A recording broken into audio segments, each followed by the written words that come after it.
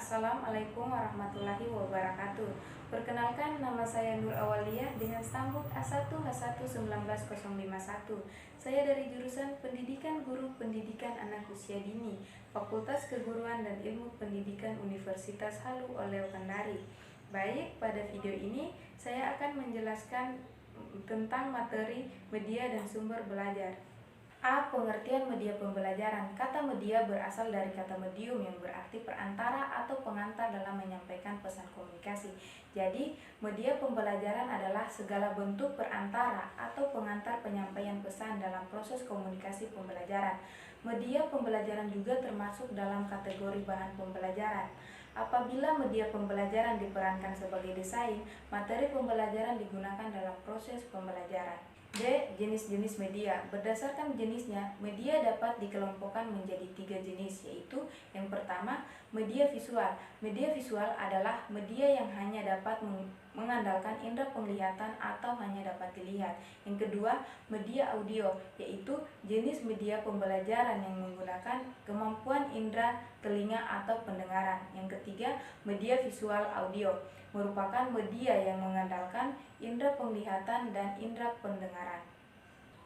C. Kriteria pemilihan media. Ada beberapa kriteria yang harus diperhatikan dalam pemilihan media. Di antaranya yang pertama, sesuai dengan tujuan yang ingin dicapai. Yang kedua, tepat untuk mendukung isi pembelajaran yang bersifat fakta, konkret, prinsip, atau generalisasi.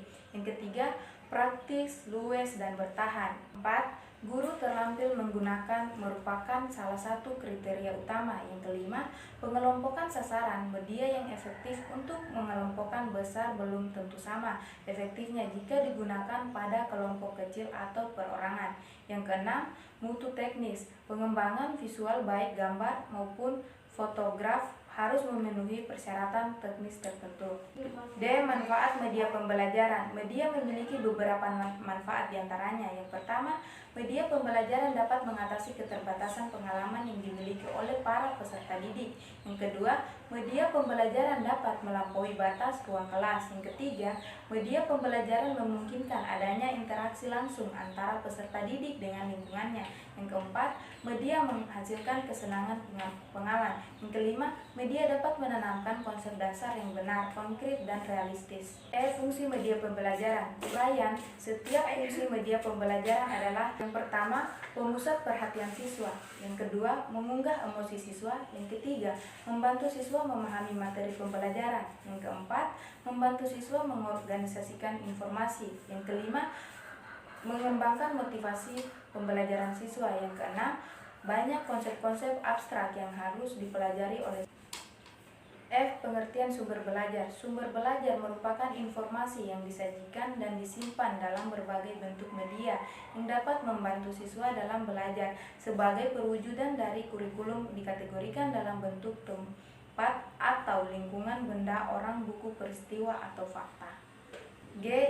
Jenis sumber belajar. Berikut merupakan jenis-jenis sumber belajar. Yang pertama, pesan. Yang kedua, manusia. Yang ketiga, perantara. Yang keempat, teknik. Yang kelima, latar. H. Fungsi sumber belajar. A. Meningkatkan produktivitas pembelajaran dengan jalan yang pertama, mencapai laju pembelajaran dan membantu guru untuk menggunakan waktu secara lebih baik. 2. Mengurangi beban guru dalam menyajikan informasi sehingga dapat lebih banyak membantu dan mengembangkan gairah. B. Berikan kemungkinan pembelajaran yang sifatnya lebih individual dengan cara yang pertama, mengurangi kontrol guru yang kaku dan tradisional. Yang kedua, memberikan kesempatan bagi siswa untuk berkembang sesuai dengan kemampuannya.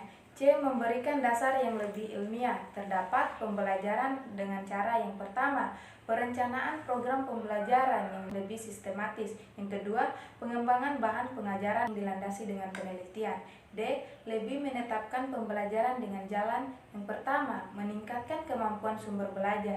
Yang kedua, menyajikan informasi dan bahan secara lebih konkret. E. Memungkinkan penyajian pembelajaran yang lebih luas dengan menyajikan informasi yang mampu membantu batas geografis. I. Tujuan sumber belajar. Sumber belajar diterapkan sebagai informasi yang disajikan dan disampaikan dalam berbagai bentuk media yang bertujuan agar dapat membantu siswa dalam belajar sebagai perwujudan dari kurikulum Bentuknya tidak terbatas, apakah dalam bentuk video, format perangkat lunak, atau kombinasi dari berbagai format yang dapat digunakan oleh siswa, ataupun belajar juga diartikan sebagai segala tempat atau lingkungan sekitar, benda dan orang yang mengandung informasi dapat digunakan sebagai wahana bagi peserta didik untuk melakukan proses perubahan tingkah laku.